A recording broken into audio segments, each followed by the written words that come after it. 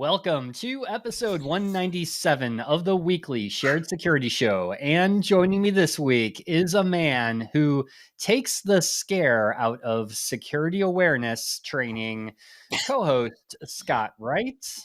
Woo, that's pretty deep. I like that. It is deep. Well, it's That's a Halloween Halloween. intro. Yeah, Halloween coming up. Halloween, yeah, of course. Yes. And also joining me is someone who doesn't quite know it yet, but will most likely be the future president of the United States of America, co-host Kevin Johnson. I have at least one vote. On Twitter, I got one vote. I didn't know I was running. Well, I'm working on a scenario. I'm working on a scenario in Click Armor where Kevin is the president. It's awesome. Perfect. I would be a horrible president. Are you sure about that? Yeah. I know I would be a horrible president because I think the press would love you. I don't have that filter between my brain and my mouth. That's why the press would love you. Say it. Yeah. Okay. Yes, they would love you. Not like Trump tweeted. I'm just saying I just say things. Well, is that official policy, Mr. Johnson? What the heck? Well, our fans seem to think, at least some of our fans seem to think that you should run for president. They do like our conversations. They do like how our stories enrage you, and you have your own personal opinion of certain things that we talk about on the show. So that all makes you qualified to be president. Yeah, totally. I will point out that when you say our fans, you made one mistake. You said it plural. And it's one guy who said I have his vote for president. Like one dude. Just going out on a limb here, I think we have more than just one fan, but hey, we'll go with that. Oh, no. I'm not talking about the fans. I'm talking about who want me to be president. There was one guy who said, I want... Well, if any of our listeners want Kevin to be president, let's start a petition or something. I'd say as a percentage of our total fan base, it's probably a fairly high percentage. Oh, no. We think much higher of ourselves than that. So thinking of things that get Kevin going, have some stories for this week. And I wanted to start with, I love starting with the headlines because all these headlines this week really resonated with me for some reason. In this first one, and I want to preface this by saying this was an opinion piece. This is more of I'll call it editorial or opinion piece might be best for this, because this was written by Senator Kristen Gillibrand, senator from New York. And the title is Facebook and Social Media Endanger Americans. We Need a Federal Data Agency. And I instantly thought of Kevin when I read this. Yeah. Because, we're all about, government, right? Like do we need another federal data agency? Do we need another federal There must agency? be some topic that Kevin thinks there should be a government agency for, and we just haven't found it yet. And this No. See, this is where you've made the mistake. We have found it. We've mentioned it many times. There are plenty of government agencies, and I'm like, yep, that's the place of government. All I got to say is, let me get this right. A government employee, a senator, elected official, they're still employees. They should get a paycheck every 2 weeks. They do. Right? Yes, our representative, whose job is governing, has decided that the government should have another agency. Yes. I think it is absolutely telling that in the article that she wrote, it says the Federal Trade Commission has a group that does this, but that's not enough because they're reactive, not proactive. We need another agency that does it. I have to ask, the minute a person says we need a new government agency, I want to ask, why is the old government agency not enough? And the answer of they're reactive and not proactive, I'm not going to argue. I haven't looked at what the current agency does well enough to know whether they're reactive or proactive. But what that tells me is if you don't like how they're doing their job, creating another level of bureaucracy is not going to fix it. How about we go look at why that agency is not doing it? It's a good And point. the article mentions, right, it's based on a law from 1910 or something like that. Great. You know who Change the passes law. laws? You. Like, that's your job. And if your problem is that the agency is working on a law from 1910, guess what? Get off your butt and fix it. Right? I do not disagree that data privacy is an important topic. I do not disagree that Facebook has abused that to some level that we don't like. I have no issue with any of that. I also don't agree with the statement that says we are the only, government or main government or however they phrased it that doesn't have such an agency. All of those statements are accurate. The conclusion is asinine. Let's create a new agency that, by the way, overlaps with an existing agency as outlined in the article. Yes. That won't cause any problems. Yeah, this is asinine. And I would like Senator Kristen Gillibrand, who I don't know much about. I don't have an opinion of her job, her capabilities, whatever, but I have this great idea. Instead of writing articles for NBC News, how about you do your job of governing and propose laws that you think will fix things, and just do your job. This is not your job. Your job is not creating more ad revenue for NBC News. Your job is not writing think pieces. Your job is to govern. Do it. Yeah. And I'm not arguing that she doesn't do it at all, but I know that she's taken at least some of her time away from it to enrich NBC News's ad coffers by posting drivel. Is that is that good? That's a good response. Yes. New agency. We have an agency that does this, but we don't like how they do it. So let's create a new one. The other thing I don't like the way that my houses me. I'll just buy a new one. I'm glad we can all afford that. So what's interesting too is she has called for this new agency where people like her could serve a tour of duty essentially after working in tech, and then they bring their expertise to this new agency, because I think she's talking about the whistleblower, right? That worked at Facebook, had this insider view of what was really going on. And so it sounds like Kirsten also worked in tech at some point. I too don't know her background, but so this agency would be staffed with former, or maybe even, I don't know, like you were just fired from a social media giant. Maybe you want to work in this agency. It's a little interesting. That's a great idea. Let's take people who are fired from somewhere and hate that job and put them into a regulatory position over that organization. And don't get me wrong, I think that I think that we have a problem with Facebook. I've agreed with that before. We've said it before. I do question the statement, and I don't remember how it was exactly phrased, but it's like, the whistleblower said, and I'm not trying to be rude. I'm blanking on the whistleblower's name. Completely blanking.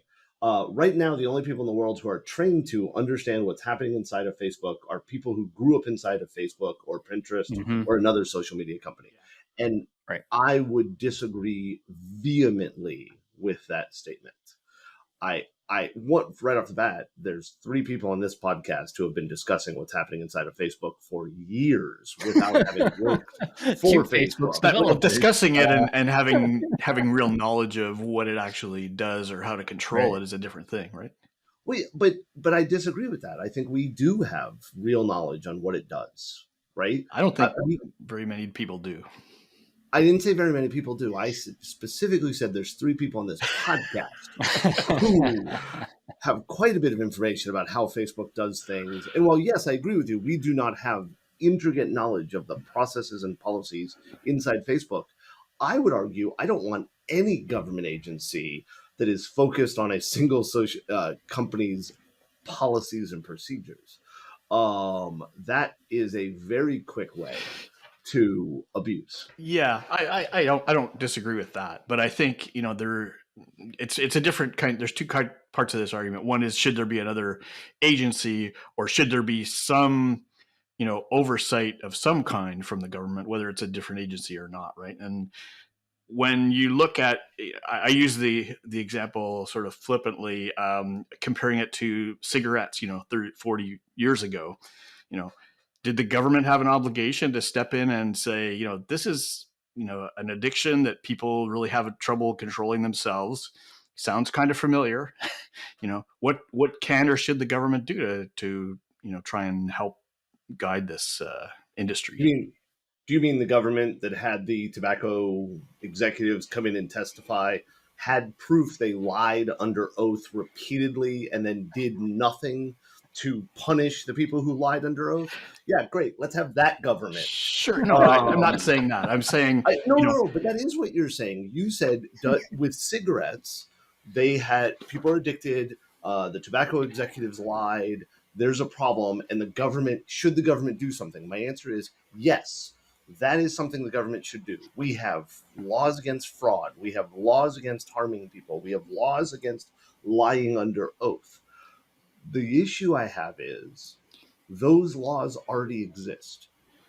If we believe that Facebook is abusing the data they have, there are agencies in place that already have directives, regulations, and the authority to investigate that and do this. What we have seen instead is jackhole senators and Congress people calling for testimony and getting their 5 extra minutes of fame, waving their whiteboards and their asinine statements about Guam sinking because of too many military people. I know that's a tangent, but I think it's the perfect example of our representatives. And instead of enforcing the laws they have, they want to pass new ones. Yeah, I don't disagree with that. I just think that there's not enough knowledge or insights within those agencies that have the power to do anything intelligent with the laws that exist right now. Having worked with those agencies, I disagree with you vehemently. I think we have lots of really smart people in government. I think that the representatives that we elect don't allow. Let's perfect example. The IRS. Like them, hate them, don't care, right? The IRS has said repeatedly that they cannot enforce the laws they have about tax paying here in the United States because they do not have the budget to audit returns and understand what's going on. The representatives, what do? They cut the IRS's budget yet again. The Federal Trade Commission has repeatedly succeeded, and they've done things bad. They've done things we don't like. But they have repeatedly succeeded at enforcing the regulations and laws against technology companies that are abusing their users. And instead of Senator Gillibrand, or however you say her name, instead of her cheering them on and giving them more of what they need to do that, she is going to divide the efforts by taking the limited budget we have, because while the limited budget the U.S. government has is way bigger than the limited budget Kevin has, that's why I say is I don't think our agencies don't have smart people that are capable of doing this. I know you didn't say they were dumb. But they haven't been given the mandate. It's not that they haven't been given the mandate. They've had their hands tied. They have the mandate. The Federal Trade Commission has been mandated to protect the American consumer, and the American consumer of Facebook is absolutely within their mandate. They do not have the permission from the representatives who hold the purse strings and control what they focus on. And in my opinion, that is mainly because the majority of what Congress says today, no matter what letter after their name we have, is to have sound bites and to publish stupid ass drivel on the NBC News website instead of doing their thing. All right. Sorry, it pisses me off. With regards to your thing, I actually think your analogy of saying cigarettes and Facebook are similar is an excellent analogy. The only thing I don't like about the analogy is that I believe that Facebook, unlike cigarettes, have at least some positive aspects. I'm able to talk to friends I Sure. would not be able to talk to. Sure. Yeah. Cigarettes, I don't know a positive thing about cigarettes unless you're lost in the woods and you need an extra light. And I don't know how effective a cigarette would be for that. No, I agree. That's good. And in breaking news, actually, Facebook has changed its name to Meta. Meta. Yes, a major brand rebrand. Now this does not apply to the properties like Facebook, Instagram, WhatsApp. They're not changing their name. This is now the umbrella company name, like Google did with Alphabet. Yeah, that's what I was going to say. It's kind of like Alphabet, right? Yeah. Which I almost called ABC, which I know is wrong. So this isn't like, when they said like Facebook is changing its name, I thought at first, I'm like, oh, like Facebook, the Facebook app is changing its name, and that's not happening. It's now just the umbrella company is called Meta, a play on the metaverse. There were so many threads about, what's the new name going to be? Right. So that's just so meta. That's what I say. Yeah. So, did you hear that Amazon is buying Facebook? Their name's going to be Face Kindle. I was stupid, but it just rolls off the tongue. So it totally rolls off the tongue. Yes. Are you looking for the very best products to protect your digital privacy? Well, Silent Pocket has everything you need with their patented product line of high-quality Faraday bags, backpacks, clutches, and wallets. Visit silentpocket.com today and receive 10% off your order by using discount code SHAREDSECURITY. You want your organization to be secure and compliant and to have a healthy culture, but your employees' lack of awareness makes you vulnerable to data theft, fraud, and compliance penalties.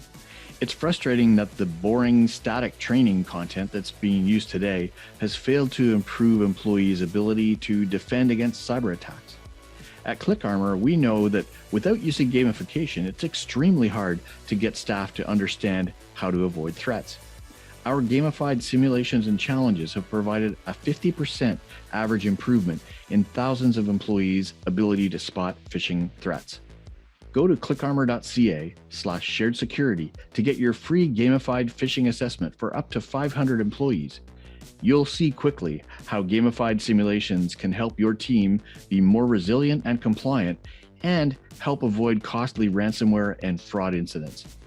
Let ClickArmor help you go from being an underappreciated, stressed out fall guy to being an innovative leader who's the catalyst for greater productivity in your organization. So, in other fun headlines this week, hackers using Squirrelwaffle loader to deploy CACbot and Cobalt Strike. Wow. From intelligent conversation to gibberish.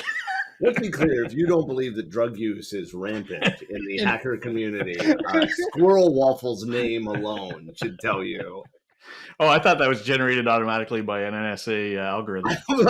Honestly, I don't know where that name came from. Whether it came from like code snippets in the code they reversed or whatever, or whether some guy at Cisco, the Cisco Talos that or Steve Gibson was eating breakfast one morning and decided he was going to name it. So. Yeah, but this is a new email, a spam campaign that was found. It like all these, they call this Malspam.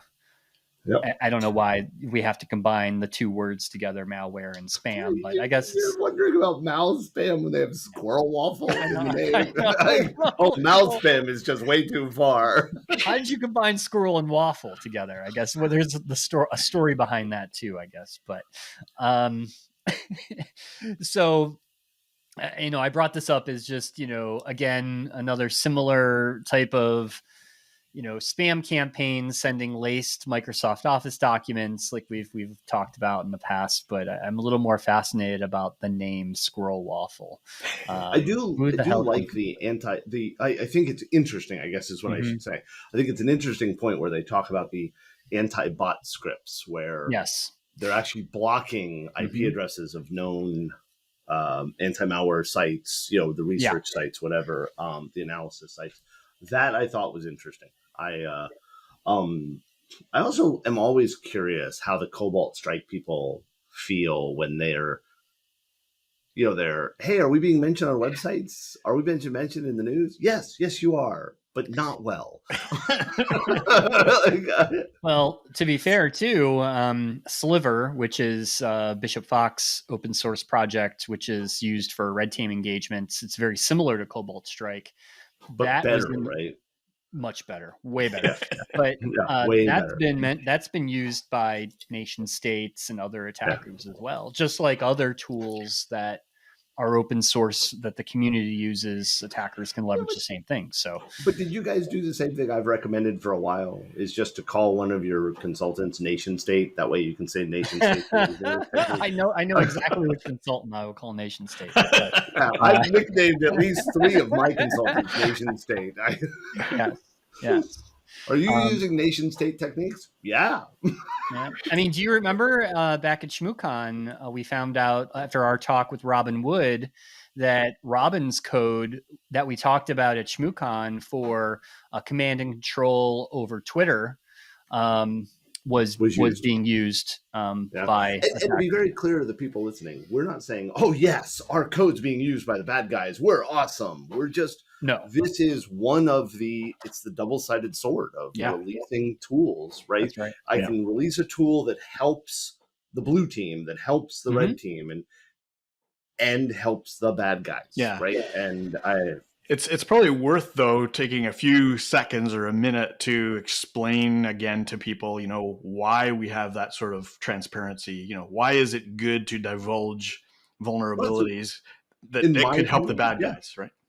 In my opinion, it's that is the age-old debate in InfoSec. Is it okay to release 0 days or 0 days or 12 days? I made up that last one. I don't have any 0 days, but I got a couple of 20 days. And so I personally believe it's important to be able to release that kind of stuff. And I won't use the term responsibly because that's become turned into a trap. Glad I didn't use it. Responsible disclosure is another word for hide stuff so the vendor's not embarrassed until they've done something. I think it's important to be able to get this stuff out there because we've said this for years. The bad people are sharing. They are talking to each other. They are sharing techniques and everything else like that. And so if we aren't also sharing, we have a problem. And this is where the problem becomes. If we're willing to share, then we are going to be willing to share with people that probably shouldn't be shared with. Yeah. Right? And I very vehemently believe that gatekeeping is bad. And so if we say, okay, to download this tool, Sliver, let's talk about, right? To download Sliver, you have to vet yourself and prove that you're not going to do bad stuff and do screw you, hippie. I'd rather get it out to as many people as possible. Yeah. And I'm not fix the bugs as fast as you can. Yeah. And people are like, well, okay, fine. Then don't download it. If you don't like it, don't download it. But for me, I'm gonna share it with as many people as I can and get it out as widely as possible so that hopefully the people who need it are able to get it and do the things they need to do instead of this. Oh, and don't get me wrong. I'm a greedy capitalist. Hire my company as much as you want, but I'd rather not make it so that my company is required to be hired. I'd rather you be able to do this stuff yourself. That's my opinion. I think it's definitely worth repeating that once in a while to people who sort of just joined recently. Our crowd of well-wishers, call it. And yes, yep.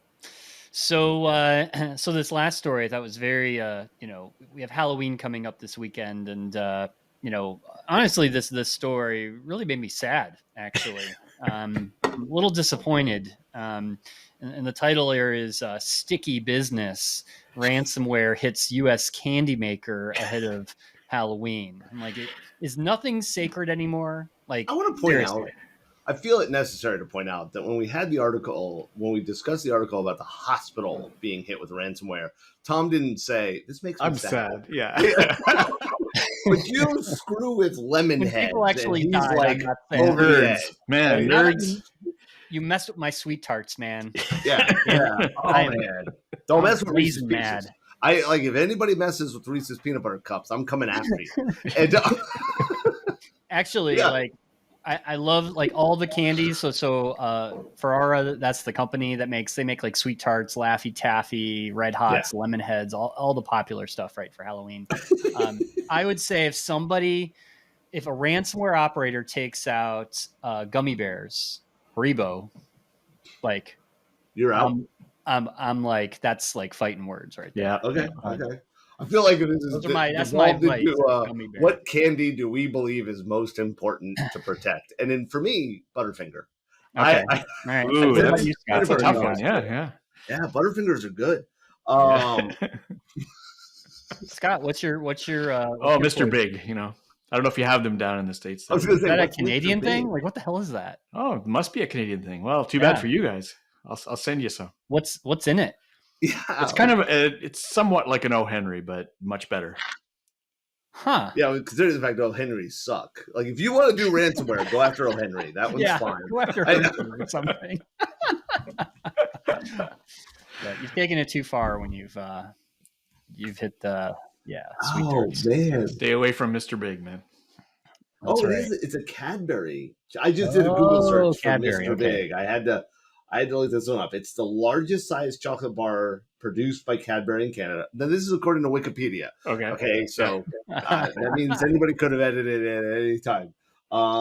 It's a layered vanilla wafer coated in caramel, peanuts, and rice. I read that as nice crisps.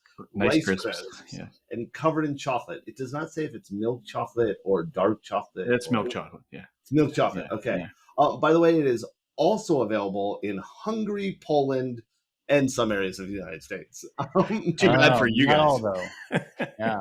Not Jacksonville. I've never even heard of this thing. If you can get that candy through customs, then more power We'll to have you. some Scott. drop shipped to you. Yeah. Oh.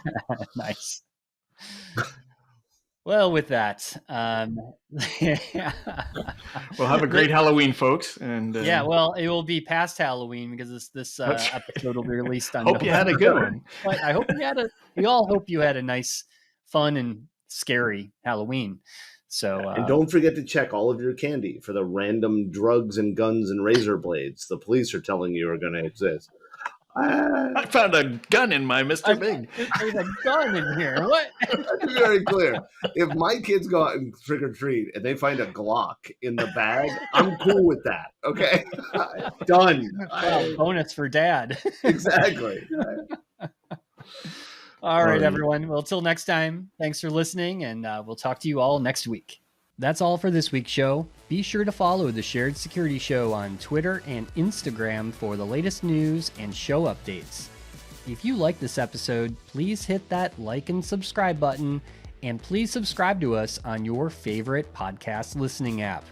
Thanks for watching, and I'll see you next week for another episode of the Shared Security Show.